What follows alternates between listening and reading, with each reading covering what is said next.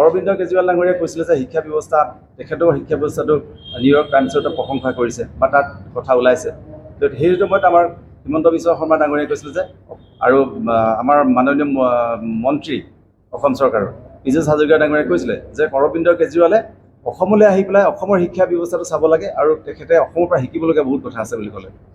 আচৰিত ধৰণৰ কথা, যদি এনেকুৱা ধৰণৰ স্কুলে যদি তুমি চাবলৈ মাতিছা তেনেহ'লে এইটোতো অসমক লাজত পেলোৱাৰ বাহিৰেতো কোনো কথা নাই। এখন স্কুলত পৌৰসভা অন্তৰ্গত এখন স্কুলত আজি এজাক সাধাৰণ বৰষুণ দিলে এয়াতো পানী হোৱা দেখা গৈছে। স্কুলবিলাকৰ আন্তঃগাঁথনি একেবাৰে জৰাজীৰ্ণ অৱস্থা। আৰু আপোনালোকে দেখা পাব বিভিন্ন ধৰণৰ যিবিলাক মানে ছাবজেক্ট আছে, বিষয়বিলাক আছে, সেই বিষয়বিলাকত আপোনালোকে দেখিব কোনো ক্লাছ টিচাৰ নাই।